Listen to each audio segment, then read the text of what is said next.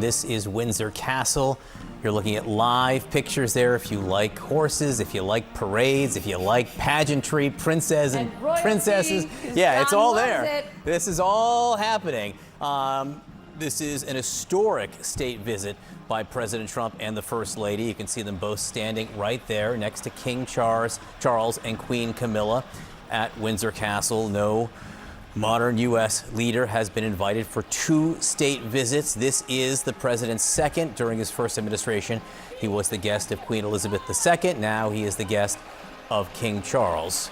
We've already seen a parade through the Windsor grounds with carriages transporting the president and the king, a second carriage with the Queen and the First Lady. Our Elena Trine is standing by not far from where all this is happening in Windsor right now. Elena, obviously, the UK government wanted to do this for the president. All of this pageantry has some political implications.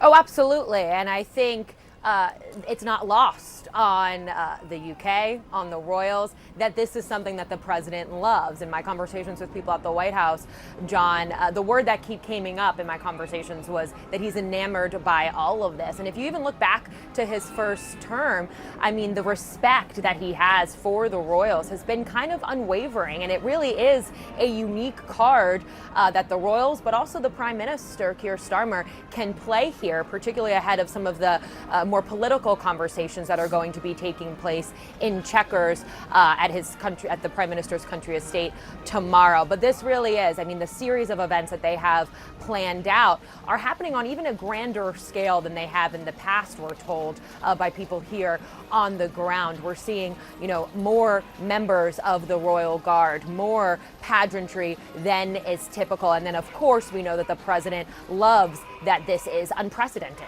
for him to be involved in 2 state visits. I actually was looking back on when the Prime Minister was in the Oval Office earlier this year, and he kind of unsheathed the invitation for the president and said, this has never been done before. That goes a very long way with Trump, as we know.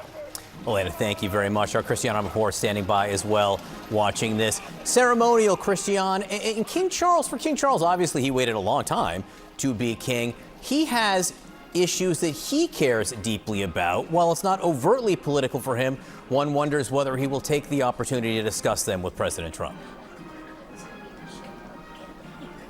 John, 100%. Even me, as I was musing about what might the British get out of this, because Trump obviously is getting a lot out of it. First and foremost, this unprecedented second state visit.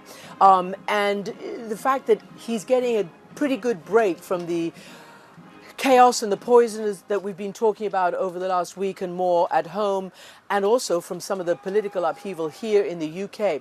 But the king, who has extended this visit, because that's the protocol. The Prime Minister didn't. The King officially invited the President for a second state visit. He obviously cares a lot about so many of these issues that Trump is pushing aside and rolling back. First and foremost, of course, is the environment.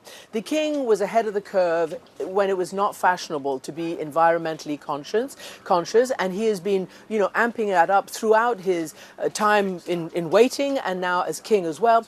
His son and heir, the Prince of Wales, Prince William, has taken up that baton as well, and he will have a lot of time with President Trump. So is it a time when, if you want to, be cheeky a little bit, say, Mr. President, without you, we cannot fix this climate. Without the United States, we cannot keep our world in a state that we can all live in it. How about coming back into the Paris Climate Accord? Now, that is probably fantasy, probably more than likely, but that is what they would want to propose, because not only is President Trump rolling back all the environmental protections that have been legislated and enacted in the United States federally, but he's also pressing countries like the UK and Europe to roll back their green agendas and to keep, digging for fossil fuels and probably buying American fossil fuels. So that's one thing.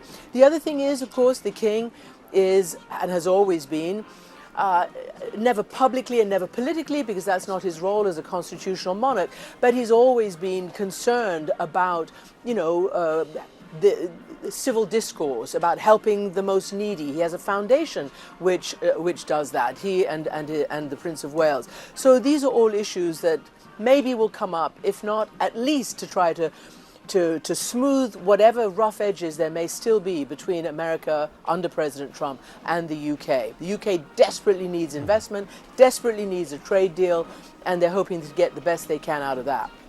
Christiane Lepore standing by in Windsor as we watch the parade past the president, the first lady, the king and queen, everything almost out of central casting, including the gray weather over Windsor right now in the United Kingdom.